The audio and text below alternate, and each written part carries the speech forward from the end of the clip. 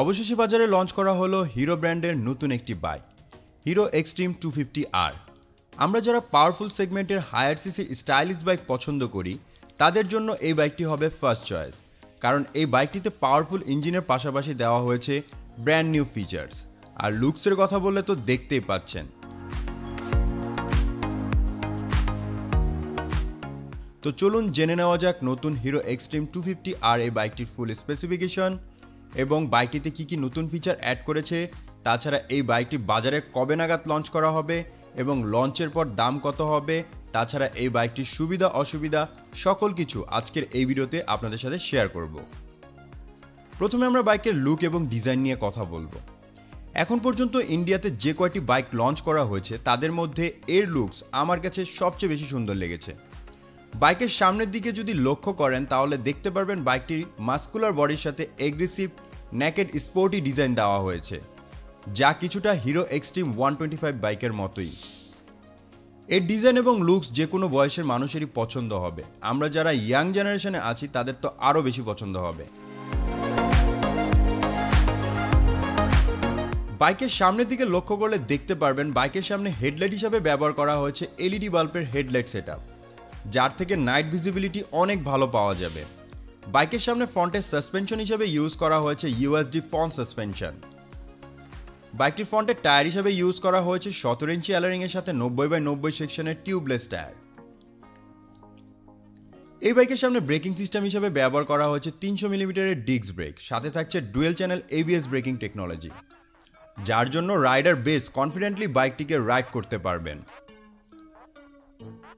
বাইকের পিছনের দিকে সাসপেনশন হিসেবে ইউজ করা হয়েছে মনোশক অ্যাবজর্বার এবং বাইকের পিছনে টায়ার হিসেবে ইউজ করা হয়েছে 17 ইঞ্চি অ্যালারিং এর সাথে 140/70 সেকশনের রেডিয়াল টিউবলেস টায়ার। পিছনের চাকা মোটা হওয়ায় বেশ ভালো কর্নারিং করতে পারবেন। বাইকটির পিছনে আমরা টেল ল্যাম্প হিসেবে দেখতে পারবো আকর্ষণীয় ডিজাইনের এলইডি বাল্বের টেল ল্যাম্প, তবে পিছনের সিট অনেকটা উঁচু, এটা আবার অনেকের পছন্দ নাও হতে পারে।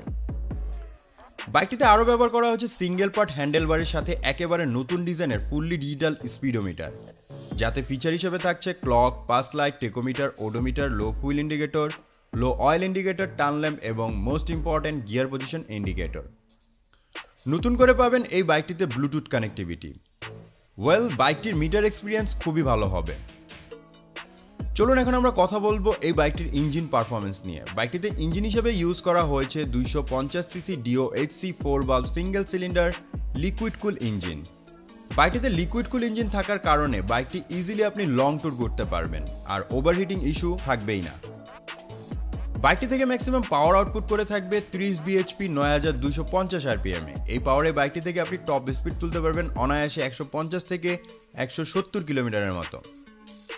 বাইকটি থেকে ম্যাক্সিমাম টর্ক উৎপন্ন করে থাকবে 25 নিউটন মিটার 7250 rpm এ।